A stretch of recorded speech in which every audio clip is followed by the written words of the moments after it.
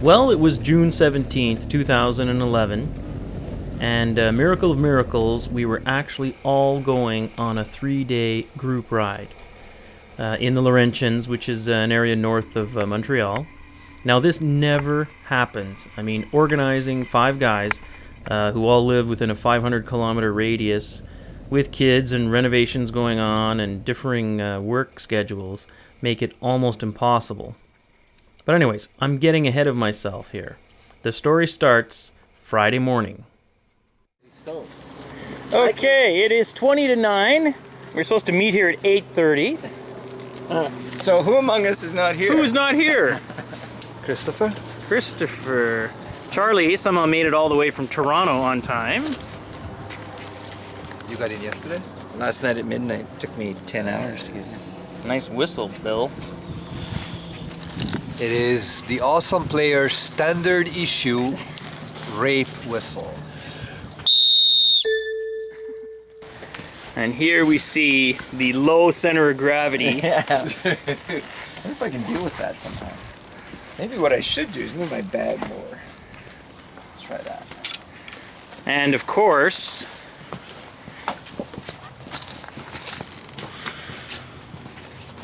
the mark. The mark of shame. The mark of shame from the X Challenge. Where is the mark of shame? Ah, the F800. New brake pads, new oil, new brake fluid. And for this trip, we are trying out the Wolfman Expedition dry saddlebags. Hey, it's just at the bottom. You're good. Sure. Yep, Joe's oil level is A1. Should I add? No. You're a former GS owner. Do you add oil if you can see oil in the window? Yes. Until she blows? Is it? Well. More is always better. Yes. Well, Good. Unless more is bad. In which case, a lot more is really... The last time we drained Joe's oil, it looked like a chocolate milkshake. So now we have added the fording breather. So unless Joe goes deeper than here on his gas tank, he's done.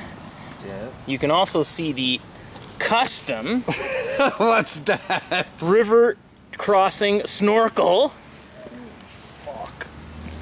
That I like. How And the does nice that thing about work? this is, He just puts it on there? yeah, Joe also sometimes needs a little time alone with this at night. Pride of the fleet. And here we see the new DR. Ooh, now to be clear, this is not, I repeat, the Douche Bike. Nice. Here we see Charlie's new tire, the Track Master. Are you the Track Master? No. Do you think the local authorities will be okay with mine? Dude, let me give you a rafting bag. This setup sucks. What? Beautiful. Work it. Buff it. Riley, please put it on. All right, I will apply. Okay. Gently, Joe, gently. To a perfect shine.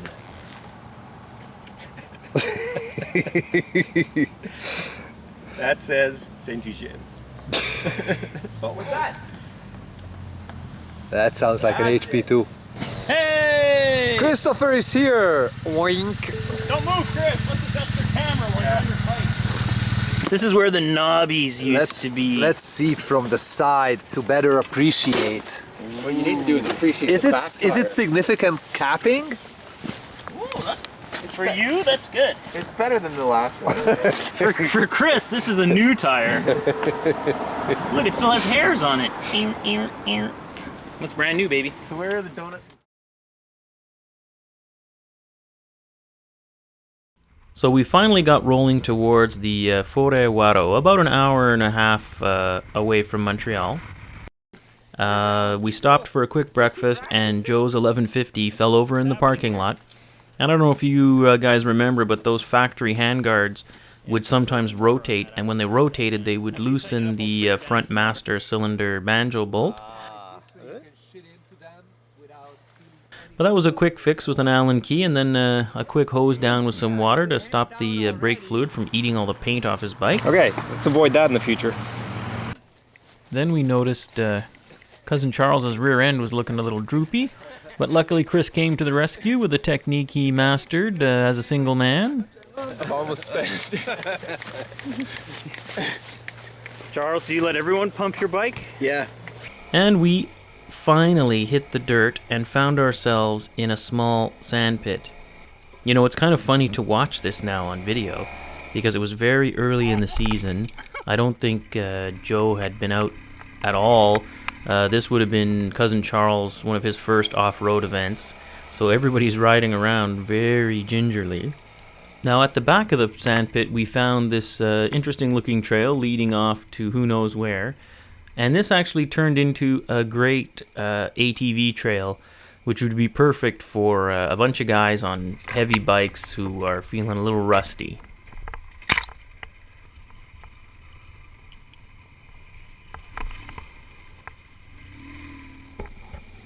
You know, we came across a few simple obstacles and nothing major.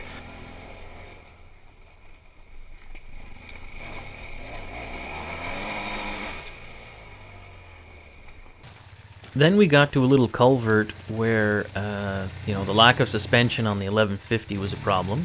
You know, if he just drives over something like that, it just smashes the crap out of his skid plate.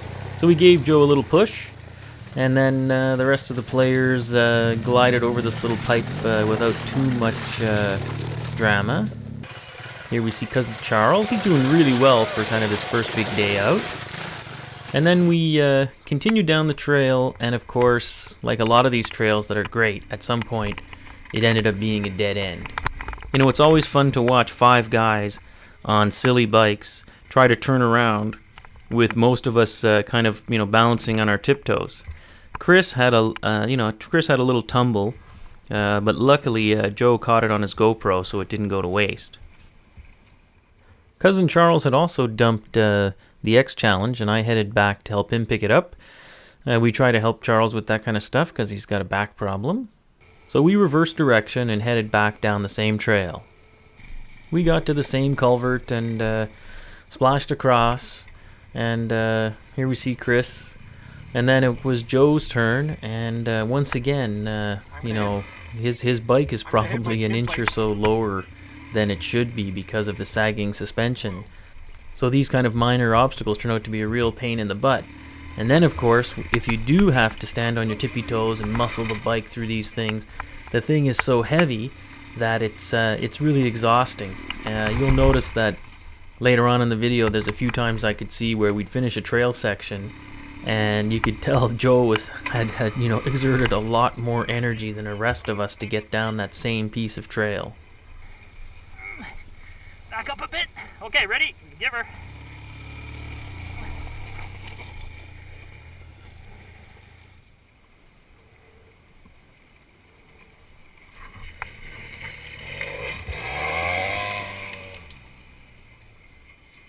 Easy peasy.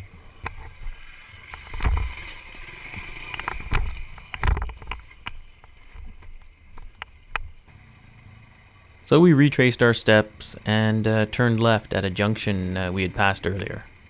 It was at this point when we were finally hitting the trails and all of us were there and all the weeks of phone calls and emails and everything was coming together, and you were actually riding down this super nice trail, and when you looked up ahead of you, there were all of your buddies on their bikes, and it finally sinks in, this is going to be awesome. And then this trail turned into more of a black earth kind of path through the forest. Joe was in front of me when he hit a really greasy spot and he just lost it.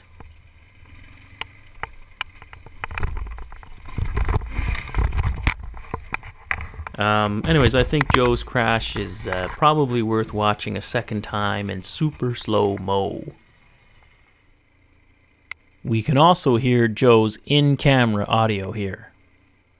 This looks slippery. Oh no. Oh, I think I'm gonna make it. Oh no, this is gonna hurt.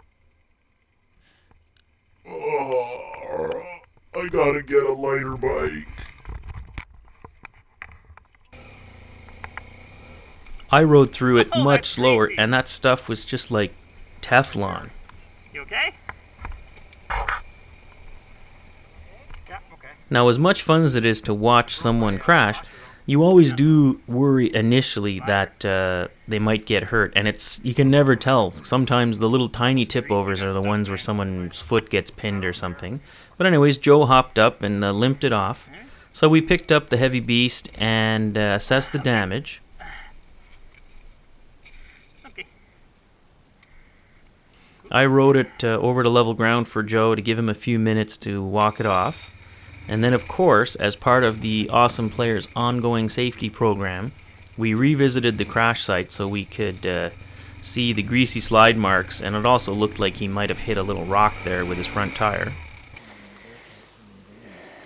So, Joe comes up the hill, gets loose, gets rocks, crashes. Nice. Then we, of course, did one of our famous on-site repairs where you can't even tell the bike was damaged.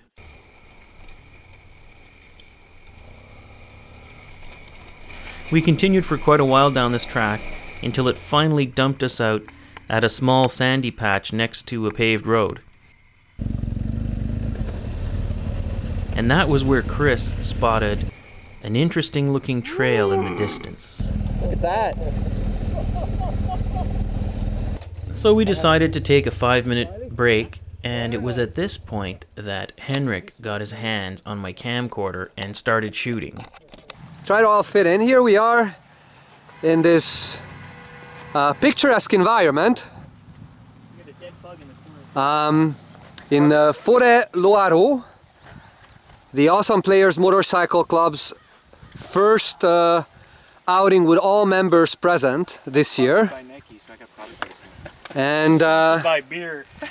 so let's introduce the members. And depends. Christopher. Hey, no last names. This is going on the web. Yeah, Do it yeah. again. Okay, let's introduce the members. Charles Bill, Riley Bill, Joe Bill. Chris Crash. Is that it? At least use the right one.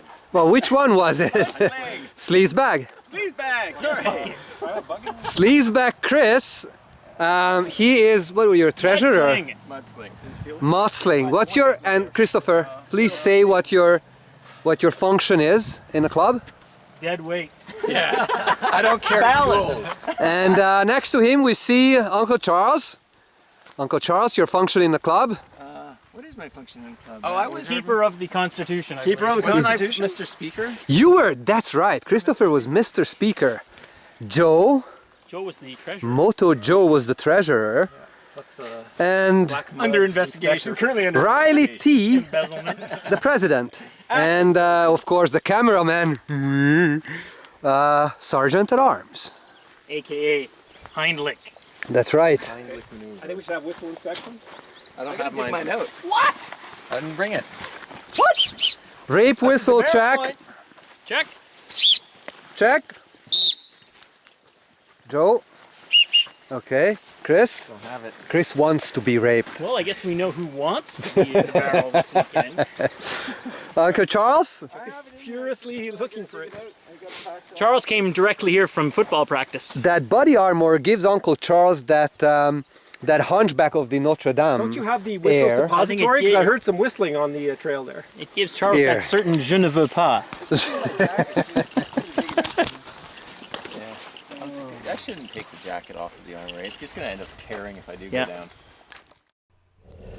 Well, we eventually got everybody loaded up, and then we were off to find this trail that Chris had seen off in the distance. Now, we didn't have too far to go to get started. We basically, the trail we were on ended, we went down this paved road about 100 yards, and then we could see a trail heading off in a hydro line. At this point, Henrik was out in front, and he thought it looked pretty mucky, but Chris, who couldn't see anything, thought it looked great. Go!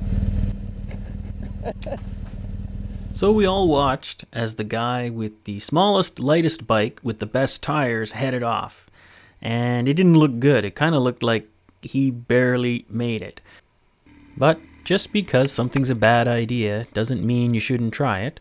So off I went, and it became quite apparent that this rut was too deep for the 800. So I tried to bypass on the left here, and it's hard to see, but there's a bit of a mound here, and I knew I was going to have to get back in the rut, and I knew as soon as I got back in the rut, I was going to get stuck. And past experience has told me that before you go crazy trying to get through some mud hole, you better find out how far it goes. I just want to see what's up ahead before we go crazy. Oh, Henrik made it through there.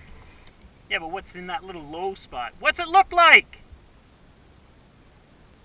No, but what does it look like down there? How does it look? Then Chris's bike started acting up. That didn't sound good.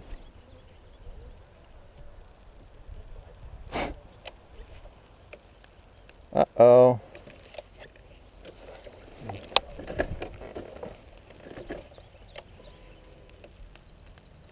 Hey. I got no juice. I don't know. I got a little thunk and then nothing. Who's got the jumper cables? Ah. Henrik! Chris's bike is dead. You better come back. Well, we jerked around with the side stand safety switch and the clutch safety switch and all that, and then Chris decided to give it another try, and it worked.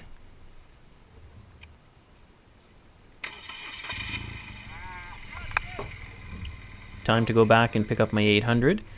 And even if we got my 800 through, we didn't think the 1150 stood much of a chance with less ground clearance. See, I don't think you're going to get through here, Bill. No. What if we go like totally to the left? We're going to need muscle. Yeah.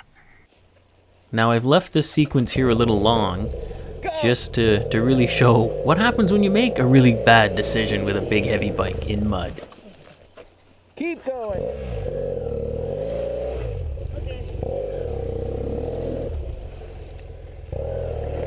This is going to be fun. I'm going to bypass this whole shit on the side.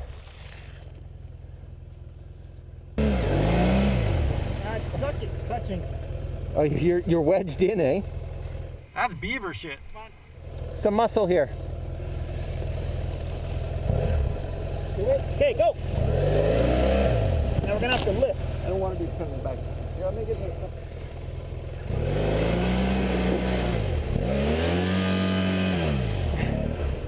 No, it's... Okay, go. Go. We're gonna have to lift it. Nah, give it one more try.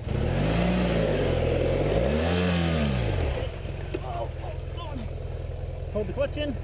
Got it. There's no way I'm getting through here. No, you're gonna go on the side. That's what I'm gonna do. Where the foliage is. Now we'd make a little bit of progress, and then the rut would get just deep enough that the 800 would bottom out and the foot pegs would snag the edges of the groove.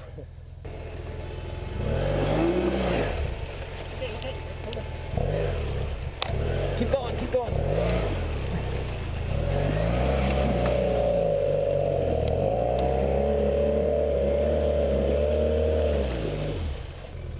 Okay, here we go. And after about 10 minutes, I finally made it to the little piece of high ground when Chris discovered something interesting. You mean there was a trail right here? Oh, for fuck's sake. Then we went looking for Henrik. You both. You didn't think this was a bad idea when you said it was all great? It looked fun. Well, it looked like it was just a 2-track with some water in it. No, I could tell from the other side of the hill. This was bad. At times like this, having a little piece of rope is a godsend. Later we'd call this rope the douche rope, but for the moment it was just known as the rope. Put the string through, not the hook. And you can just hook that on the hook after. I think it's gonna be easier to definitely go forward. Pull it forward and then bring it back after? Yeah, we'll get it up onto this island and then we'll go. The island. Alright. Yeah, I think Henrik. I think we're going to get it up onto this island and then we'll turn it around. All right. Okay, yeah, someone's going to have to get it running. Running. Yeah.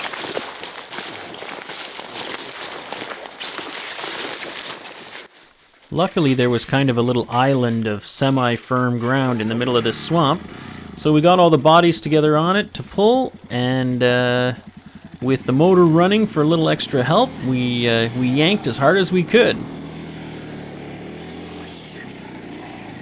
And eventually, the old DR was yanked out of the muck. I love my rope. Ride it out.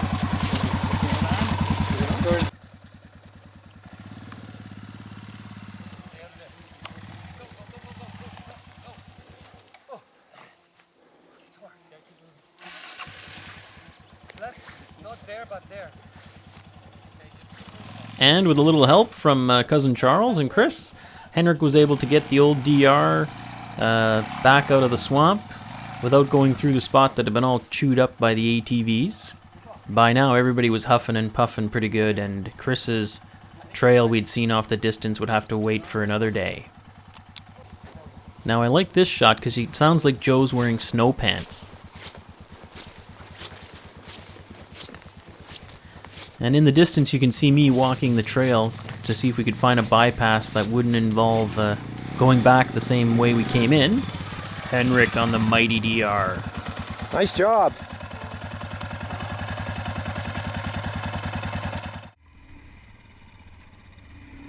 Well, after a rest, we headed off back down the trail we'd come down that morning, and we started with Chris was out in front, and then Henrik, Joe, Cousin Charles here, and I was in the rear, and I decided to stay back here. It's always nicer to get some footage of your buddies.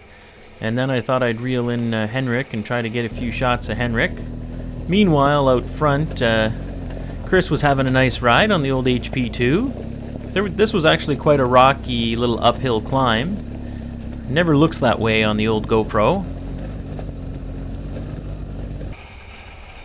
Here I am following Henrik. Now, we did come across a few other trail users, guys on ATVs, and that's one of the reasons why, you know, you could really fly down certain sections of this trail, but you just never know when you come around that corner what's going to be there.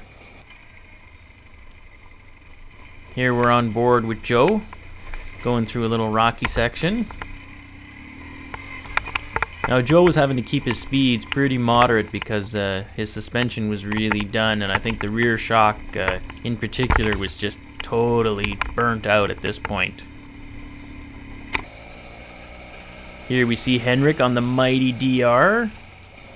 This too is actually quite a steep hill, it just doesn't look like it.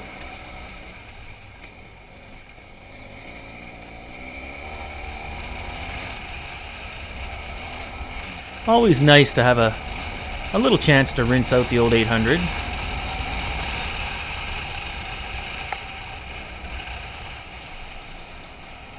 Falling in behind Chris here on the HP2.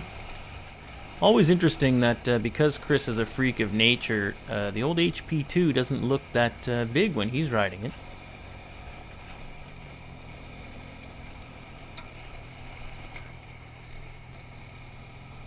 Meanwhile, behind us, Joe and Cousin Charles were having a little meeting. A lot easier the second time. I hope they didn't turn off over there. I know, I thought that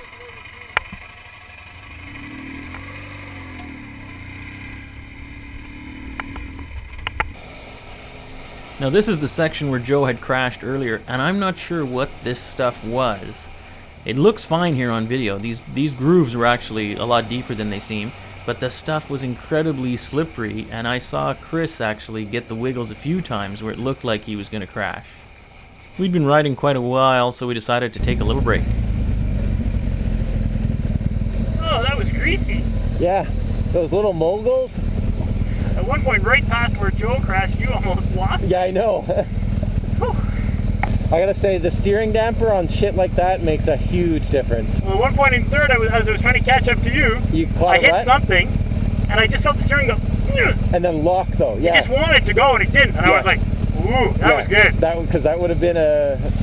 That would have been a turn. Yeah. Shall we wait for them, or shall we? Yeah. wait, eh? We gotta find some shade, though. Yeah. Now you can see here as I try to pull forward, it looks great. And as soon as you try to put some power down, that stuff would just break away and was really greasy. Was actually getting a little bit hot too, so we decided to pull over in the shade and wait for the rest of the players to show up.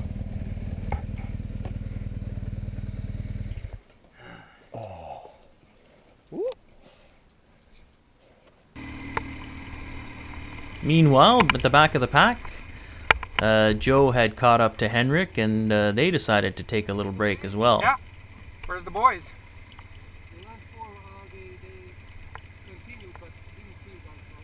Okay. Now here we see Joe coming down that same section, and once again, the old 1150 didn't like that greasy stuff. He actually did a 180 there. He's facing the wrong way down the trail now. Are you okay? Yeah, that was good. I don't even know what happened. Your ass slid. Yeah, that's it. Yeah, I have to avoid these ruts, and then my hand hit the gas. That's what saved me, because otherwise I would have piled it. Whew. That was unfucking believable. Oh, I covered it. Okay. That was an amazing crash. You slid into the rut and it sputtered. You hit the tire and spun around. Or hit the rock. And when I lost my balance, I hit gas. And I just... So Joe's got a TKC 80 on the front 19-inch wheel on the 1150GS, so it's not quite as aggressive a tire as the rest of us are running. And this is also an abject lesson in when you're in a rut on one of these big bikes, you're better off just staying in the rut. Okay, let me just Now I think we should watch that again in super slow-mo. Let's go to Joe's camera with his helmet audio. Man, my technique's really improved. This is where I crashed last time, but I'm a master now. Oh no!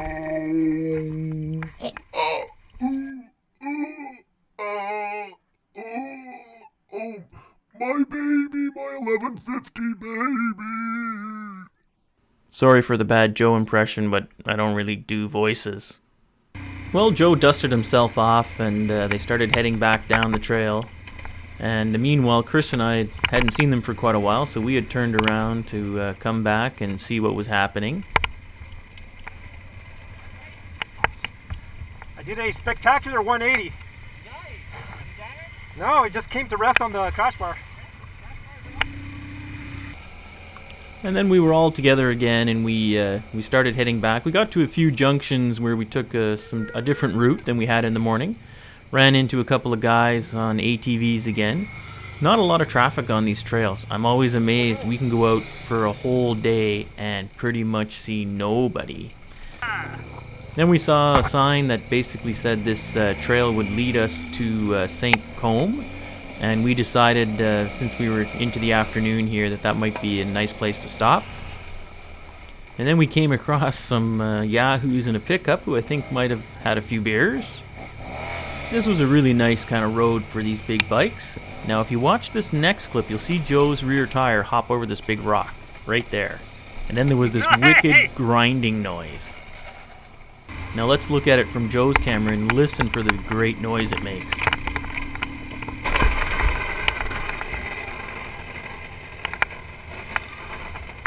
Now I guess what had happened is a rock had gone around inside the fender and ripped off his fender extension. Mud Flap's history, Bill. Oh, okay. The rock sucked it up. The fender at least didn't break. Well, the fender extender and mud flap were history, but the factory fender was fine. And of course, the awesome players always pack out their trash.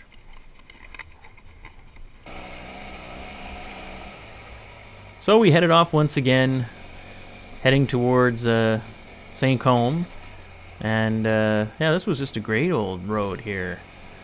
You know, we were trying to keep speeds semi-sane here just because we had started running into a little more traffic and you didn't want to come drifting around one of these corners into the grill of a pickup. And then the forest road turned into this nicely groomed gravel road. I actually find these gravel roads sometimes harder to ride on because on the hard-packed earth, you have pretty good traction. On these things, you keep hitting these deep spots in the gravel, and it always feels a little uncomfortable.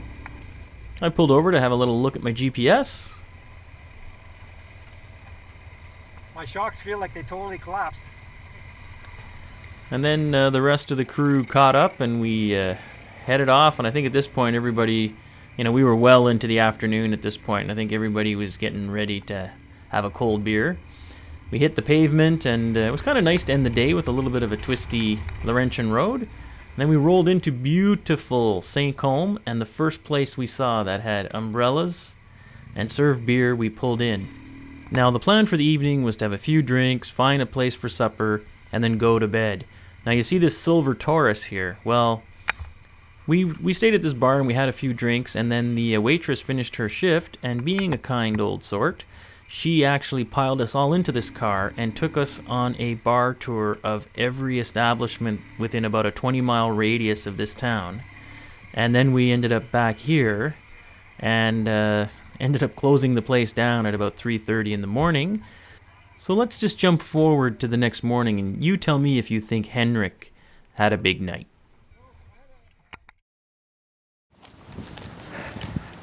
I think turn off the camera now. It is the morning after the night before. Vive la résistance. Charlie, how are you this morning? I think I'm okay. Here we see the compound. Razor wire. Downtown Beirut. Barrier. Hefty padlock to protect our poor bikes from the locals. Here we see Joe. Let's do that again. Here we see Douche. Here we see. Le douche. Here we see Please, Joe. little respect. Joe, any damage to your bike yesterday? Nope. Primo. Oh fuck! Someone locked the steering. What happened to your front? Your front fender looks shorter than it used to be. I didn't know this bike can do that. That was an optional piece of kit, anyways. Did you do any? You didn't do any falling yesterday? No, that I know of. No, I didn't think so. Were you overserved last night? Somehow I got too many Red Bulls. That's what's messing me up. Chris, any dreams about half-inflated footballs last night? No, and I slept like a baby. Hey! Charge! Well, we decided to leave the picturesque little town of St. Côme. I must say that we were feeling a little worse for wear. And it was the hotel we stayed at was a little bit puzzling. It had this rather odd architecture. What kind of architecture would you call that? What kind of? I think that is early 2x6. I don't know what that is. And then we decided that if we wanted to survive, we'd better get some breakfast. I'm okay as long as I don't bend over. Words to live by, folks. So once we all finally got packed up and moving, we decided to head to breakfast in the nearby town of Saint-Donat, which was about 20 minutes away. And the road between St. Côme and Saint-Donat was this beautiful 2-lane twisty road, and despite our condition, we enjoyed it quite a bit. And our only objective now was to find another place to stay for Saturday night, get rid of all of our equipment, make the bikes lighter, and then go out and have a big day of off-roading. Well, with full bellies and all of our gear safely stowed in a nearby hotel, Joe and I decided that a good place to start would be this old GPS route that we had from probably 10 years ago when we had gone on an organized GPS ride on our KLRs. So we got off the main road and started heading down towards this old hotel, which was now closed, and we knew that right from that hotel there was access to this great hydroline trail. And sure enough, there was the trail just where we left it. So I headed in first. That's me up in front. This is Chris's camera. And this trail was really nice, and given how we were all feeling, it was kind of nice to get off to a relatively gentle start. Here we're on board Joe on the 1150GS, and you can see that this trail skirts the edge of a lake for a couple of kilometers, and then after that the trail would get a little bit tougher. Well, Chris and I got to the first little hard spot here, and this is actually quite a loose, rocky, steep uphill climb. It never looks like that on the old GoPro. And we made it up without too much drama, and then once we got up here, you can see the hydro line goes for quite a while. We decided to wait for the rest of the players. I like this a lot. Holy shit, that was nice. Now, Joe and the rest of the boys were proceeding at a little more leisurely pace. Oh, look at that. And Chris and I were kind of planning out the day on the GPS. No fresh track. And Joe was being pretty conservative here about his speed through these greasy spots after yesterday's crashes. They didn't take the wrong turn. No, they didn't take a turn. We'd been waiting quite a while, and we started wondering if maybe somebody had had a breakdown or a crash. But in actuality, Joe and the rest of the guys were just proceeding at a little more leisurely pace. I'm not sure who was feeling the worst this morning, but nobody certainly was, performing at 100% at this point. Now, quite a bit of time had passed, so Chris and I were starting to get more and more convinced that something had happened, so we decided to head back to the trail, figuring it was probably that last rocky hill climb. Somebody must have bailed. It's the ruts that are killing them. But then in the distance, we heard the wheezings of an 1150GS climbing a hill. Here we see Joe getting up on the pegs and making it up with no problem. You take the lead, I'll bring up the rear.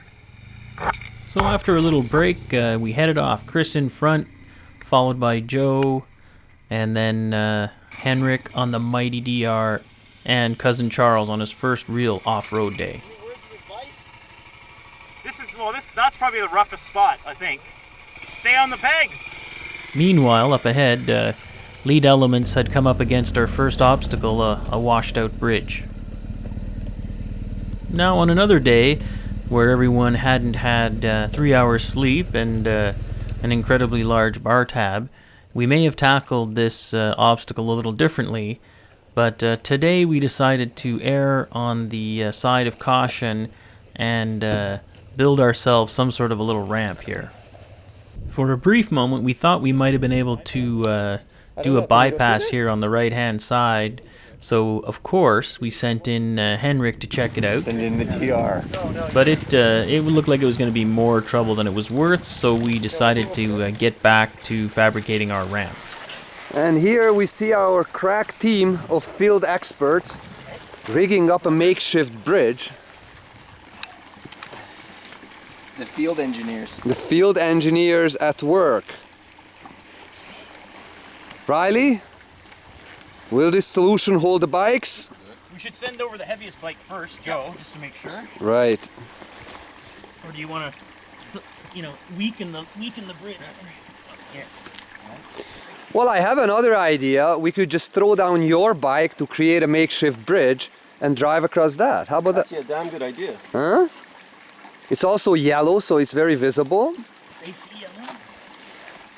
It is the preferred motto of several. Guillain. Yeah. Uncle Charles, would you move a little bit, if you please? And within a few minutes, our makeshift bridge was ready. I will. Piece of cake. I'll go first. Okay. And Chris volunteered to go first. Chris is getting ready to drive push the HP2 across. Push, baby. I hear it's cracking. No, it's just the edge. Whoa! Okay. And it made it across. Next would be Henrik, so we had to get his beret on. Are you gonna ride over with a wheelie? See, now a real rider would pop a wheelie and hop that gap. You could just drive over this pretty easily. Oh yeah, in fact it would probably be easier. Less chance of crashing. Yeah. Maybe I'll Henrik, I think you should drive over it. Drive over. I think It's a lot easier. he drive you over. I'm going to pause the video here for a second because it was something I never noticed while I was there. But if you look at the video coming up, you'll see that Cousin Charles almost falls over backwards into the river, and Joe is already doubled over with his hands on his knees. Because at this point, the temperature's already getting quite warm, and I think everybody was pretty much sweating pure booze. There's only one thing, though. I would have to push from the other side. Yes, exactly. That's what I had to do. Chucky's about to tumble. Apparently there's not a rock behind you. Oh, fuck, the flies are nasty.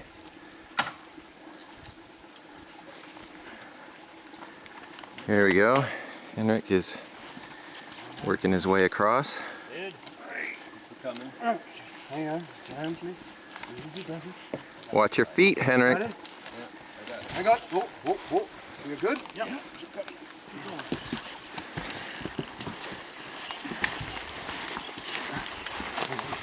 Did you wet yourself a little there, Henrik? I was scared. What do you have to say about this? I think the strong guy should be up there, and the little wimpy guy like me should be running the back cam. should be videotaping. Yeah. You take There's Ned. Is it rolling? Yeah, go. Get your finger out of the picture, Charles. It is. Put some on the left side there. Then it was time to get Joe's 1150 across. Steady cam. Now, you just can't help watching this. You know, I'm editing this almost a year and a half after this weekend. And just seeing, you know, if we'd all had a good night's sleep, we would have been across this bridge in about 5 minutes. And I think we wasted about 45 minutes here. I got it. Charles, how's your hangover? It's diminished significantly. Physical exertion does that. Now, Cousin Charles has a history of back problems, so we sent Henrik to go get his bike. You entrust your bike to the Eastern European? Not really. I wouldn't. I wouldn't trust my helmet to the Eastern European. The one in the poison ivy? Get on the other side, Henrik. It's always entertaining watching him. Yeah. You go kick the stand.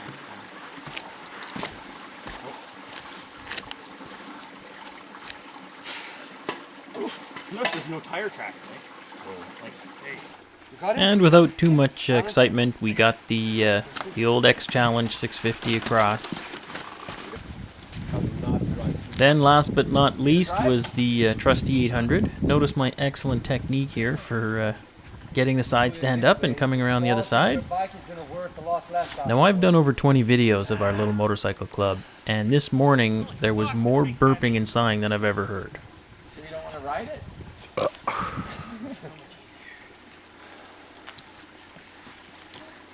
so Chris, you better do the main work here. And once again, with 4 bodies and about half a brain, we managed to get the 800 across. Oops. Hey, careful. Whoa, I got it. Okay, you got it side. Come it. Go. Go, guys.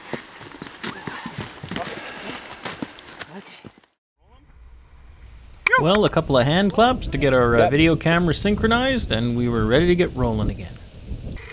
So I decided to head off ahead because I wanted to get some videotape of the boys coming towards me. And I came to this really gnarly, rocky hill climb. You saw me hit that big rock back there. That was one of those moments where a steering damper is really nice. So I thought I'd position myself at the top of this hill, and I figured I'd get some good footage. Here you can see Joe in the lead with Chris following him. Now the best way to get up this hill is probably in second gear, but on Joe's bike with basically no suspension, if he tries to go too fast, he just gets bounced right off the trail, and of course if you go too slow, the tire throws a rock, and then you're stuck. So luckily Chris comes to the rescue. Yeah. All right. And then the fun begins. Now, if you really want to get rid of a hangover, the best thing you can do is try to push a 500-pound motorcycle with a 200-pound guy on it up a mountainside. Oh yeah, and it's hot, and there's bugs. I got you. You ready? You can see here that Joe has kind of short legs, so even though the suspension is pretty much crushed on this machine, he's still on his tippy toes, which isn't helping. You know what? Just get off? I was going to say just push it, but no, keep going. And if you don't succeed, throw more bodies at it. So now we got Henrik entering the fray. Roll it back a little tiny bit because you're stuck on it. And finally, even I had to get involved, so here I am pulling out my piece of rope. It's just a piece of webbing with a carabiner on it and a loop, so you can wrap it around the fork tubes. And then with Charles and I pulling, and Chris and Henrik pushing, off we went. Are you in gear? You're not in gear. No. Put it in gear. And of course it helps if the bike is in gear. Keep going. And eventually we got it onto this flatter spot that actually had some traction. Go to the right. Go, so we disconnected the rope and gave him a push. Go. Okay, don't let him go back there. Okay, you're on solid rock. You got traction. And then we started pushing again. Now at this point, the only thing you could hear over the engine and the spinning tire, the 1150, was Joe's breathing. He was getting pretty tuckered out.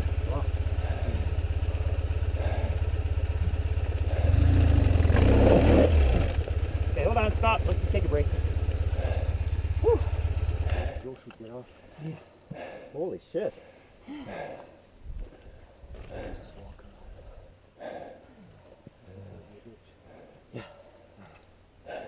So we decided to bring in Joe's stunt double. And here we see Chris, who, with a total disregard for Joe's clutch and the security of his bike, made it.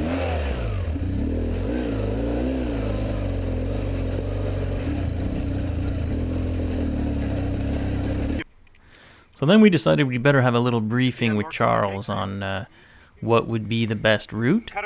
And we kind of walked it out with them and formulated a plan. You want to come straight up here? This is when you cut right. But first, it would be Chris's turn to try and get the HP2 up the hill. Go back down, Bill.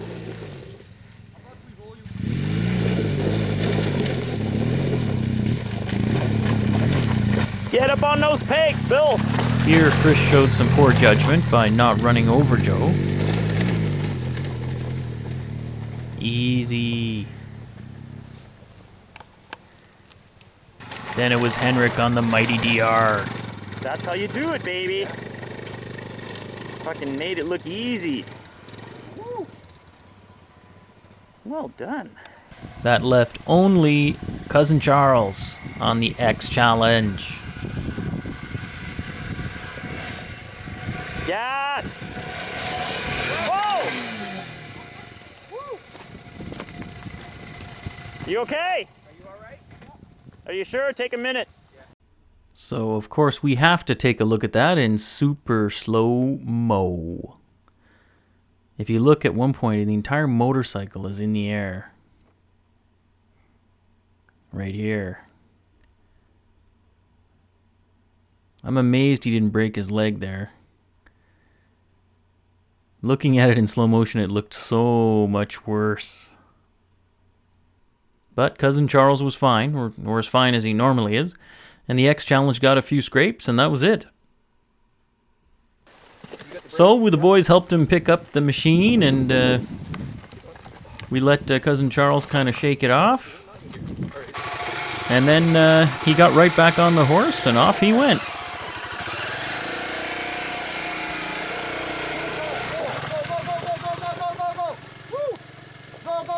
And standing up on the pegs, and no problem. That looked bad. Okay, Henrik, let's trade bikes for a bit. What? Let's trade bikes for a bit. I'm done. Stick a fork in me.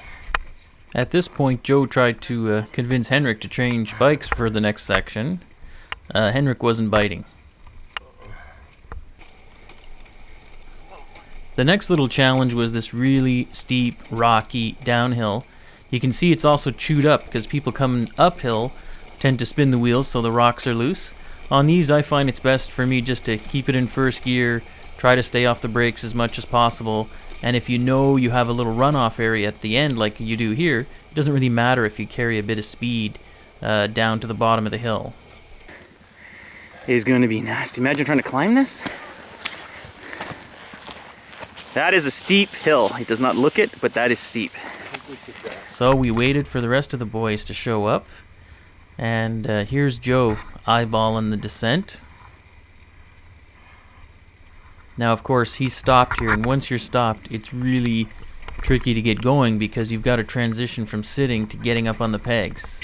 And right now the wheels are just skidding along on those loose rocks. So we sent Chris up to give him a hand. The worst part about this is not the riding, it's the walking up and down these hills to help people.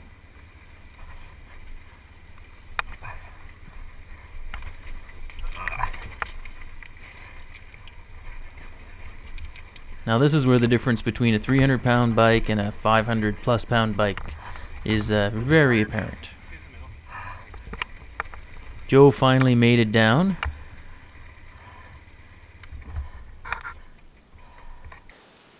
And then Henrik kind of got out of shape on this one, and then he just decided he was going to walk it down, which takes a lot more energy than riding it down. Next was Cousin Charles, recovered from his earlier crash. You can see he's skidding the rear tire. Baby. Piece of piss. We were really hoping this wasn't a dead end because we did not want to have to go up this hill. Good job. That is so much less work. It's so much easier if you ride it out. Yeah. After a little break, we continued down the hydro line and it got a little more muddy. This is actually a little steep hill climb here, and yeah, I just drove off the edge there. I'm not quite sure. I think everybody was getting a little tired and a little punchy at this point. But with a little push, I was off and running again. I'm gonna need help. And Joe had already pretty much figured out this was going to be a rough patch for him. Meanwhile, up ahead, there was another one of these long, steep, rocky hill climbs. So here we are on board with me on the 800, second gear, and no problem, made it to the top.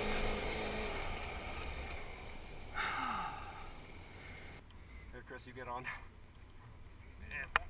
Meanwhile, at this point, Joe swapped in his stunt double, Yeah, I'm on that rock there.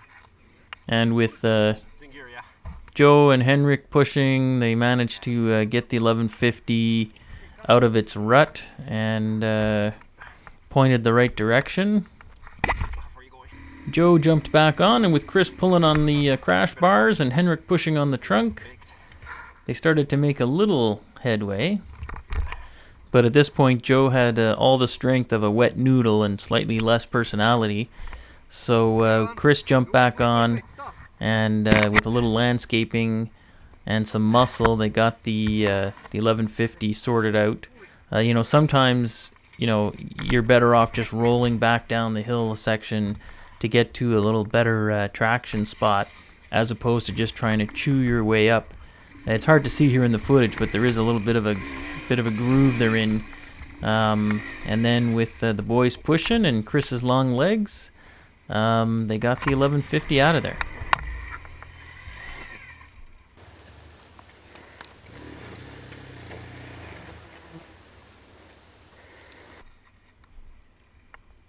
Then we get to see Cousin Charles on the X Challenge, no problem.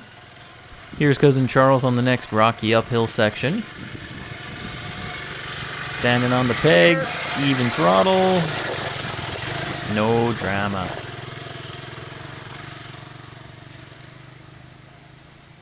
Nice. Meanwhile, down below, Henrik had gotten a little sideways at that same spot. Chris and Joe gave him a hand to get the DR, the mighty DR, onto some level ground. And off went Henrik. I think he was actually sober by this point. Stay to the left. Here we see Henrik on that hill climb. Yes. Stay to the left. Okay, you're good. Go right.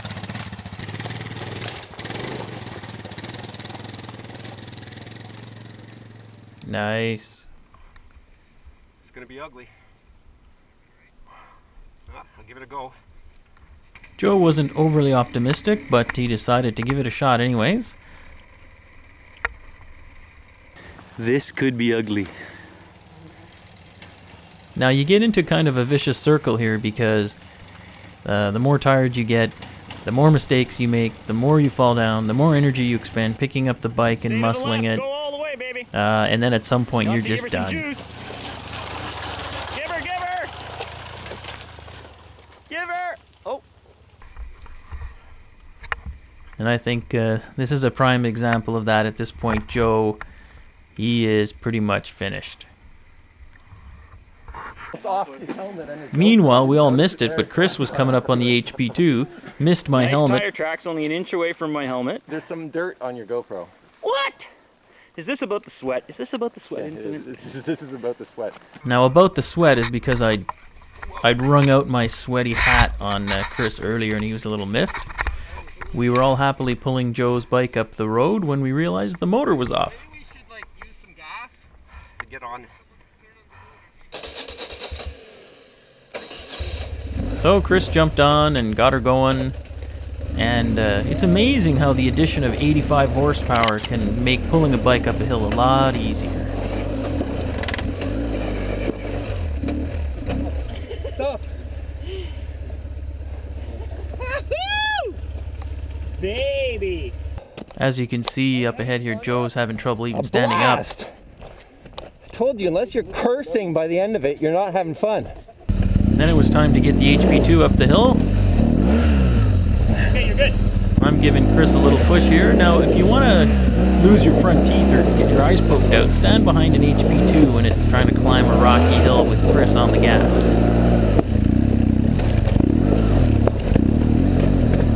But once he got rolling and got up on the pegs, no problem.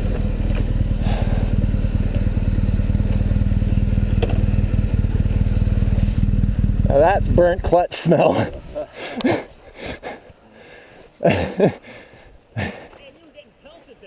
Well, you shouldn't have been standing there.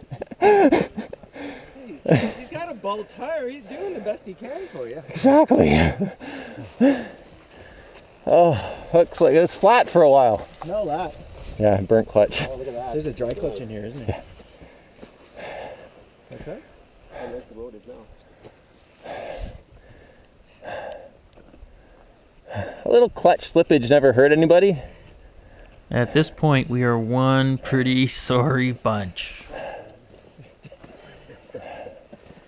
I didn't realize there'd be so much walking in this motorcycle sport you guys have. Oh, We got to be closer to the end than the beginning. right. Maybe. The good news is we can't turn around. So we got rolling once again, and now the trail had kind of flattened out for a good little section here. And, you know, coming down this little downhill at the bottom, there was a bit of a culvert with a relatively steep little ditch. And what's interesting is, you know, how you approach these obstacles is so dependent on your frame of mind and your energy level. You know, there's lots of days I know you'd come up to something like this and we'd all just blast over it and it wouldn't be a problem. But today, everybody was feeling so rough and all the pushing and pulling had made everybody pretty whipped that all of a sudden you get too cautious and it makes these kind of obstacles even more difficult. Here we see Henrik getting across. The smaller bikes had no problem, nor the HP2. Hey, Joe, wait a minute. But we kind of figured Joe would need a helping hand. So, once again, the lack of ground clearance on the 1150GS, you know, makes it pretty much impossible for him to just fly over that. I mean, I guess theoretically possible if he just gunned it across, but this was not the day for that to happen.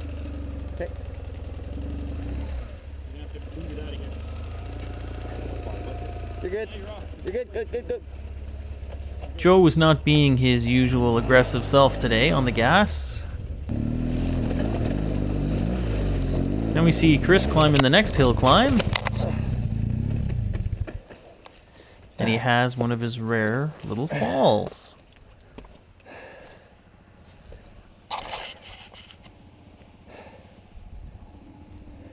He gives the thumbs up, he's okay. Nearly gets run over by Henrik. Finds his mirror, and of course, the awesome players always pack out their trash.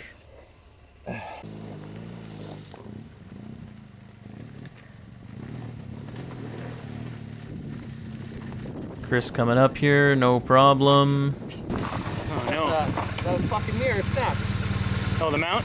Mount broke off inside. Yeah. Flush. That's perfect. You just drill and top it. That's what I did. Oh yeah? Worked even better than factory. Oh, that's right. He's never gonna make it like that. Style. Uh-oh. Yeah. This is where someone gets hurt. He ain't gonna make it. Drive it up. Hey, Chris. Yeah? Just a thought, but before Joe gets any farther up, Yeah? you want to go down and ride it up? Yeah. Just roll it. Wait! Stay! At this point, we were starting to get worried that Joe might hurt himself. He was getting so exhausted. So we sent Chris down to ride the bike up, but Joe decided to give it a shot.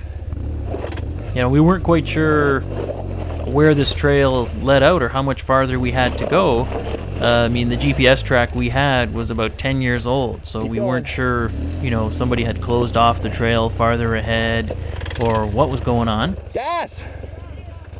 But Joe Gas, gas! got it going and held it together and made it to the top.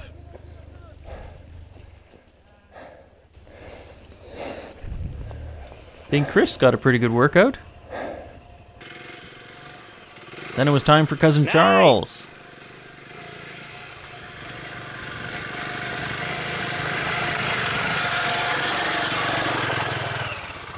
Makes it look easy. I pulled the Chucky. Wheel up in the air, full lock, boom! Yeah, we can do that slow-mo. Yeah, I got it on film this time. And then Chris wasn't sure he had it on film. Is the, are the numbers supposed to be flashing? Yeah. Okay. Was it flashing on your crash? Yeah. Oh, nice. Hey, we forgot to watch that crash, so let's go to the Chris cam. Hear what Chris has to say in super slow-mo. Man, this HP2's awesome. I don't understand why the other guys ride those shitty bikes. Pushing them up these hills is really taking it out of me. I think I'll just lay down here and have a little nap. That sounds more like the guy from those Saw movies than it does Chris, but what the hell? And then the trail actually got quite nice and easy, and we rode on this kind of stuff for quite a while. There was still the occasional little section that was a bit more challenging. Here's a nice little uphill, but nothing like the stuff that was right under the hydro line. Here we see Henrik on the mighty DR doing one of these climbs, and then our little group decided to pull over here and wait for Cousin Charles and Joe to show up. This was nice. Yeah. It had really turned out to be a super nice day. The weather was warm, the bugs weren't crazy bad, so after we reformed and took a minute to let everybody catch their breath, we headed off again. Chris and Joe were bringing up the rear, and Joe came up to this muddy spot here, and once again, you know, if you got to kind of have some momentum to get through this stuff, and Joe you know, came up to one of these little holes, and instead of splashing through it here like Chris was doing, he rolled in here real slow log. and had a log kind of jammed up against the rear wheel. You want to push? Okay. Now what's kind of neat when you got a bunch of guys who've been hanging out and riding together for a while is if you look at this sequence right here, Joe's running the clutch and Chris is running the gas, and they got the bike out without saying a word. So Joe and Chris got moving again, but up at the front we were kind of wondering where they were. That's not good. Where the fuck are they? There was nothing there, was there, Tricky? But I think Joe's just, he's on empty. He's bagged. Bomb through it. Chris was doing his best to keep Joe moving, but I don't think Joe was in a bomb-through-it kind of mood at this point. But eventually they met us at the intersection. Is this the road? Well, I think according to the route, we should have stayed on the hydro line a little bit longer. I don't know. But anyways, it I looks don't like... think my route is right because it's been telling me to go backwards for... Because there's a sign there that says turn right. Okay. So I think that's the way we go. My route's been telling me to go the opposite direction we've been going the entire time. Oh, okay. So, I might have loaded it backwards or we something. turn right here, Bill. Keep going. Unless you want to take a break. You want to take a break or keep going? Keep going. So off we went. I ended up taking the lead here, and we started off on this relatively well-maintained road.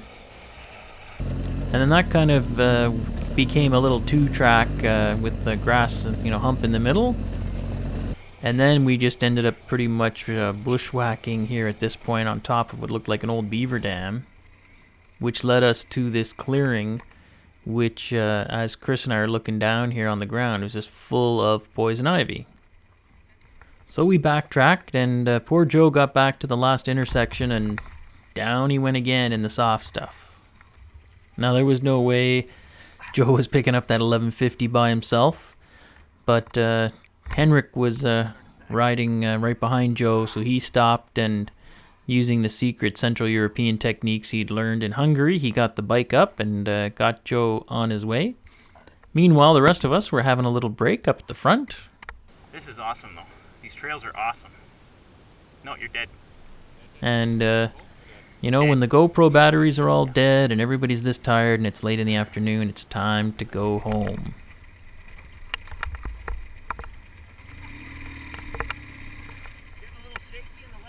Yeah. I'm getting Jello legs.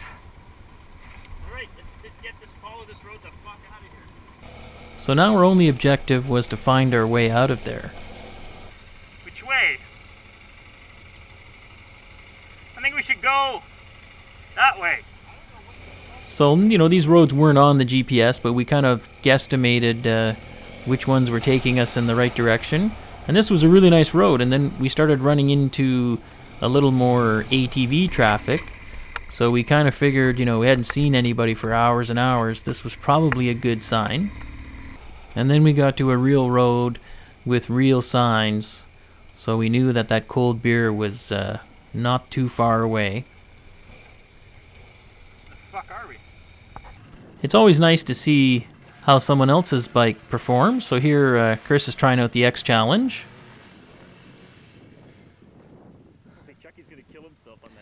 And Cousin Charles, Chucky, was trying out the HP2. Seemed to like it. Now listen for the rev limiter coming up here. Nice. He also sprayed his own bike with rocks.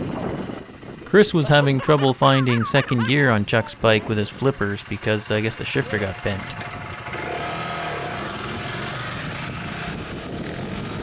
I think Charles liked it. Enough power for you? Yeah, I could use a little, like 50 more horses would be nice. Then I took the old X Challenge for a spin. Yeah, it's a pretty nice bike. I like that little Rotax 650 in it. Henrik was thinking about the X Challenge as a second bike, but I think his legs would have to get a little bit longer. And then it was on this well-groomed gravel road, which turned into this little paved road, which turned into a main paved road.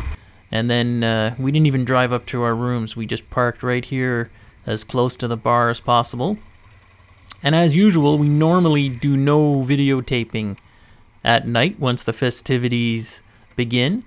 But after several hours at the bar, we made an exception. There was a swamp behind the hotel, and it seemed a shame to let it go to waste. So we engineered a competition where you had to run through the swamp, grab a beer, and then give it to your partner to chug it. Go, go, go! So here we see Chris with the advantage with those long legs. Henrik doing his best to keep up. Now there's two beers sitting on this log. Chris grabs both beers. Henrik, though, not to be outdone, grabs them. And then they have a little mud wrestling match here. Now one thing to remember is, if you're going to do this, maybe take your BlackBerry out of your pocket, which Henrik forgot to do. Now at the end of this swamp, Joe and I are waiting to get our beers because we have to chug them, and that's when you know who the winner is. That water was disgusting. Now, if you look here, you can actually see Joe pour some of his beer on the ground, the little cheater. Joe claimed victory, but I'll let you guys be the judge. Anyways, despite our best intentions, we once again closed down the bar at around 3 o'clock in the morning. So everyone was moving a bit slow, but Henrik looked better than yesterday. Has Henrik cleaned his eyes yet? Were you overserved last night? Repeatedly. Then it was time for a quick damage assessment. Chris's mirror, Chris's broken turn signal, bent shifter on the G bike, which we fixed, a little bend in the skid plate, and a few little character marks on the fender. Joe's 1150 with the turn signal, and a few more scratches on the old crash guards. And then it was time to go home. This is now Sunday morning. Super nice day, a little highway blast, and then back to the burbs. Cousin Charles was heading back to Toronto. Henrik had headed back to Fort St. Eugene. And this ended another Awesome Players Off-Road Motorcycle Club adventure.